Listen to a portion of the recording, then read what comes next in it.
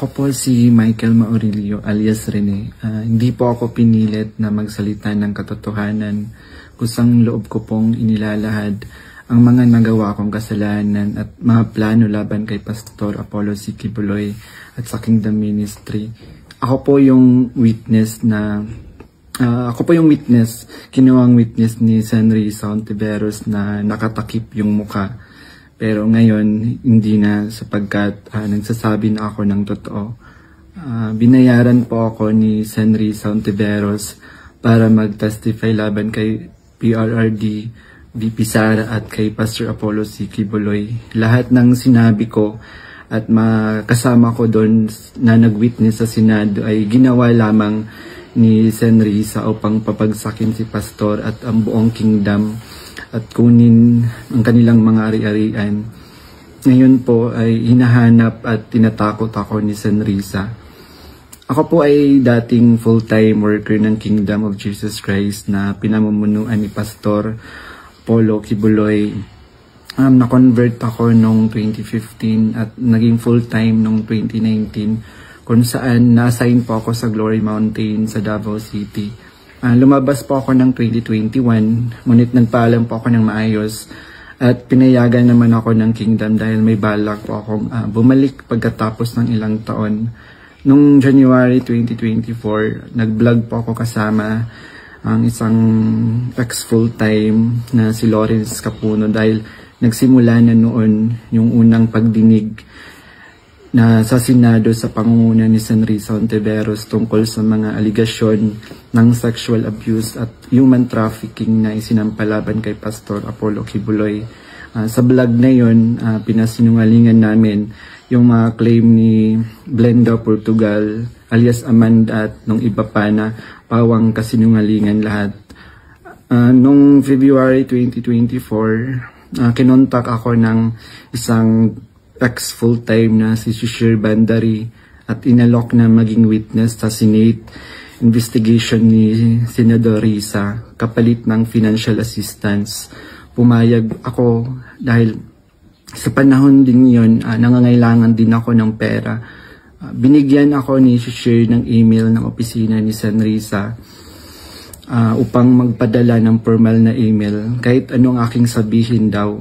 Sabi niya kapag nakipag-usap ako sa kanila, sabihin ko lamang na taga-kingdom ako at lumabas na sa ministry at idagdag ko daw na sinasaktan ako ni Pastor. So sa aking email, sinabi ko doon na galing ako sa kingdom at lumabas noong 2021. Ilang araw pagkatapos noon, kinontak ako ng isang staff ni Sen. Risa na si Fiona upang makipag-meet sa akin through video call.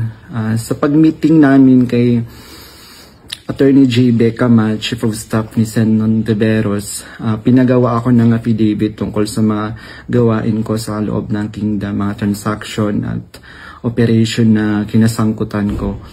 Ang isinulat ko doon ay pawang mga personal kong experience lamang at wala akong binanggit na pananakit, sexual abuse o human trafficking sa aking salaysay. Matapos kong ibigay yung affidavit, muli kaming nag-meet ni Attorney Becama. Pagkaraan ng 2 araw, binigyan niya ako ng revised affidavit na naglalaman na ng mga karagdagang aligasyon ng pananakit ni Pastor na hindi ko naman naranasan o nakita. Kasama rin dito yung maling pahayag na ako daw ay na-assign sa SMNA News kahit hindi totoo dahil ako ay nasa Glory Mountain mula 2019 hanggang 2021. Nandun din yung aligasyon na sa di umano ay nasaksihan ko tungkol sa mga baril na sangkot sina Sara Duterte at dating Pangulong Rodrigo Duterte na hindi naman totoo dahil wala naman akong nasaksihan na ganoong pangyayari. Pinilit din akong idagdag yung pangalan ni Senador Bongo at Senador Bato de la Rosa sa affidavit kapalit ng mas malaking halaga ng pera. Pero hindi ko na sila isinama kasi baka umattend sila sa hearing at magtanong at ma-corner ako. Yung pag-appear ko sa Senate ay may reward na 500,000 na ibinigay nila sa akin. at dagdag na 500,000 nang isinama ko si Sara Duterte at si dating Pangulong Duterte. So 1 million po lahat ng binigay sa akin. Isang linggo before ang Senate hearing noong February 19, 2024, pinatira ako sa isang condo kung saan ako ay biniriefing at tinuruan tungkol sa mga dapat na isasagot ko sa tanong ni Senador Risa. So sa araw ng hearing, umiyak ako dahil sa konsensya habang binabasa ko yung script na alam ko naman na hindi totoo at hindi ginawa ni Pastoro ng Kingdom.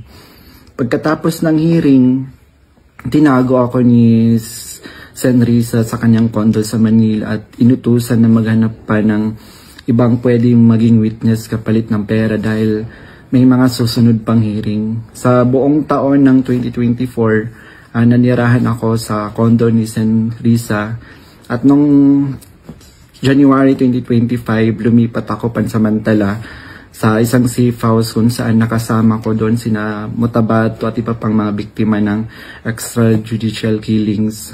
So sa bawat research o information na aking naibibigay sa Senado, nakakatanggap ako ng rewards na 12,000 na ibinibigay ni Sen Risa sa pamamagitan ng kanyang staff na si Sir Ryan.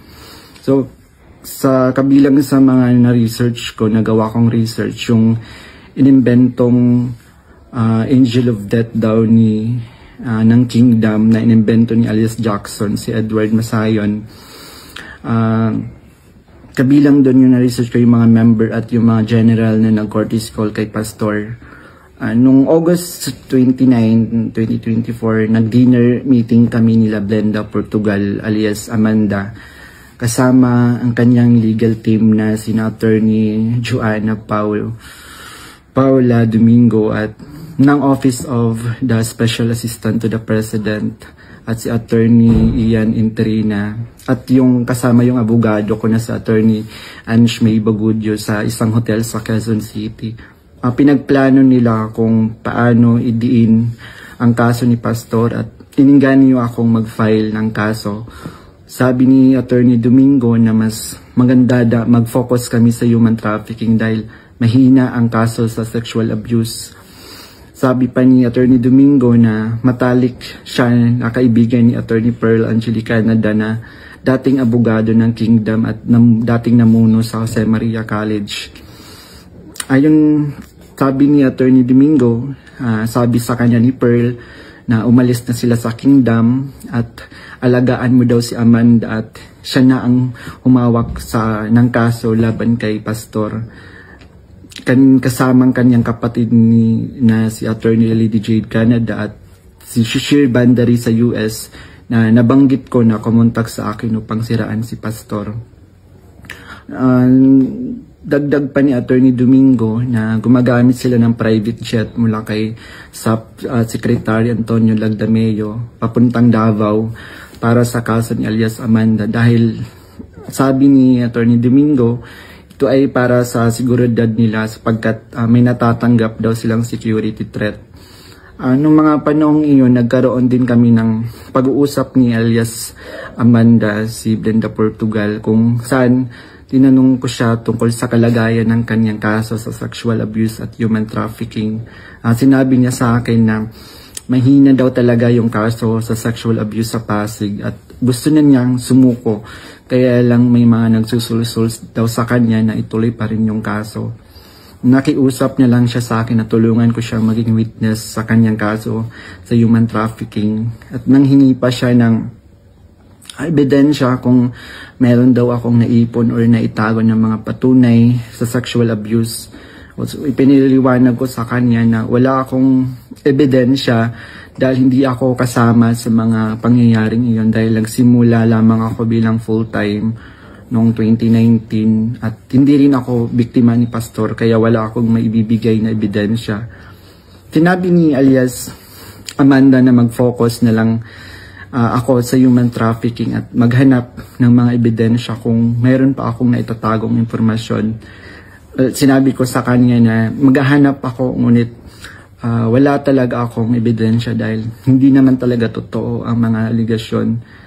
Sabi ni Attorney Domingo na hinahanapan daw nila ng butas upang makasuhan at madisbar si Attorney Israelito Torion upang mawala na daw ito dahil sabi niya magaling daw ito. So sa panahon ng KOG Sage sa Davao City noong August 24 hanggang September 8, 2024, everyday kami nagmi-meeting kasama yung mga staff ni Senrisa, yung PNP, CIDG, nandun yung US Embassy, yung NBI, ang Department of Justice at yung mga tumiwalag sa kingdom mula sa Amerika na sina Ann Lagerder at Arlene Stone. Pinag-uusapan ang plano kung paano ma-extradite o ma-extraordinary rendition si pastor sa US at paano pabagsakin ng kingdom. Ang pangunahing pinag-uusapan mga meeting ay ang plano sakaling mahuli si pastor ay ang plano ay agad siyang extradite sa US at bawiin ang kaso na isinampa ni alias Amanda upang mapabilis ang extradition ni pastor kapag siya ay nahuli. Subalit hindi ito natuloy dahil sa pag-aalala sa US na maaaring manalo si Donald Trump sa panahong iyon na nagdulot ng paghina ng kanilang connection sa gobyerno ng US. So dahil dito, nang mahuli si pastor, wala na silang pagkakataon na ma-extradite siya. Kaya naman nagutos si Senrisa Ontiveros sa amin na labanan ang kaso dito sa Pilipinas laban kay pastor at sa lahat ng mga administrator ng kingdom upang tuluyang pabagsakin ang kingdom. So tinatanong kami ng paulit-ulit kung may alam kami tungkol sa isang bunker daw nung panahon ng KOG Sage dahil kapag nahanap daw nila si pastor, babahan ng pera at may bahagi kami doon. Ang bunker ang pangunahing hinahanap kaya't pinuntahan nila ang lahat ng mga posibleng lugar. Ngunit sa katotohanan, wala talagang bunker sa kingdom, lalo na sa central headquarters. Ang mga updates tungkol sa mga ito ay galing sa kasalukuyang PNP Chief General Nicolas Torre na siyang nangunguna sa bawat meeting namin at nagtatanong tungkol sa lokasyon ng bunker. Kasama ko rin sa mga meeting na yon sina Edward Masayon alias Jackson na pumasok sa Kingdom Compound na nagkunwaring pulis dahil siya daw ang nakakaalam kung saan ang bunker. Kasagsagan ng Sage ng message sa akin si Fiona, staff ni Risa, na sa pamamagitan ng WhatsApp na sinabi niya na dapat ko daw tanggalin sa kaso ko si June Andrade dahil isa daw siya sa amin na nagbibigay siya ng mahalagang impormasyon. So ipinaalam ko sa kanya na ipapasa ko muna ito sa aking abogado. Pero ngunit isang linggo pagkatapos nun, tinanong ulit ako kung may contact ako sa kingdom dahil hindi na raw mahanap si June Andrade. Hanggang ngayon, hindi na siya natanggal sa kasong pinafile sa akin. Noong November 5, 2024, nagkaroon kami ng meeting kasama sina Undersecretary Nicolas T. ng Department of Justice at 4 pang prosecutors.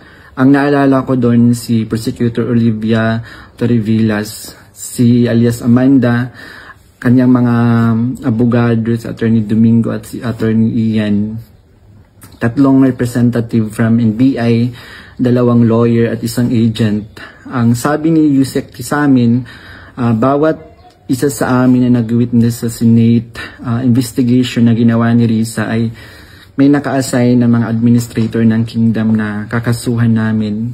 Meron reward na 1 million pesos kung magfa-file kami ng kaso laban sa kanila upang tuluyan na daw masira at mawala ang kingdom at makuha na nila yung mga ari-arian ni pastor at ng kingdom. So sa akin, naka-assign yung 2 administrator na sina Eleanor Cardona at si Marlon Rosete. Pati na rin yung 2 key person ng SMNI na si Cristina San Pedro at si Hannah Jane Sancho.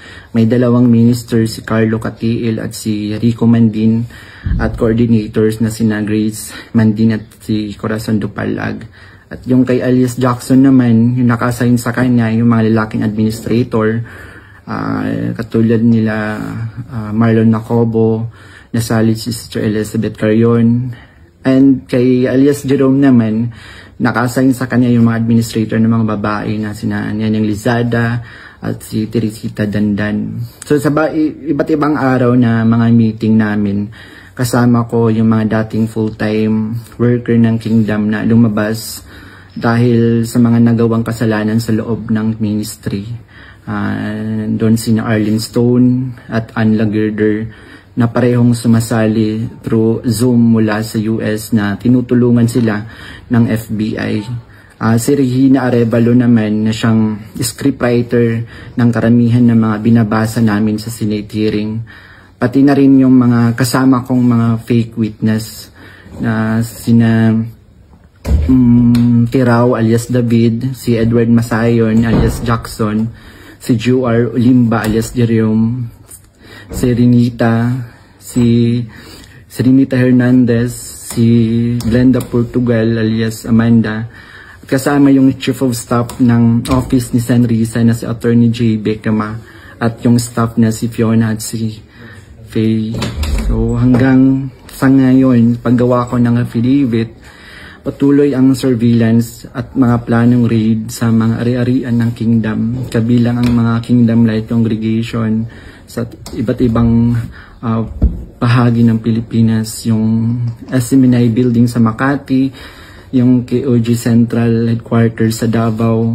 Bukod dito, tinatarget din yung mga anak ng mga full-time workers bilang mga biktima daw ng human trafficking at child abuse. Ngayon po ay lumalabas ako upang ilahad ang katotohanan na ang lahat ng ito ay gawa-gawang kaso at plano lamang pabagsakin si Pastor at ang buong Kingdom Ministry at kunin ang kanilang mga ari-arian. Hindi ko na masikmura yung mga ipinapagawa ni San Risa na kasinungalingan at ang pamimilit niya na magsampa ako ng kaso kapalit ng pera. Wala pong ginawang mali si Pastor sa akin. Puro kabutihan ang aking naranasan habang nasa loob pa ng Kingdom. Lahat ng ito, sinabi ko ay upang ipagtanggol ang katotohanan kahit nakakatakot dahil sa mga malalaking tao yung sangkot. Pero ito na yung panahon upang tumindig para sa katotohanan at humihingi ako ng tawad sa Kingdom family, lalo na kay Pastor Apollo Kibuloy sa mga nagawa kong mali at kasinungalingan.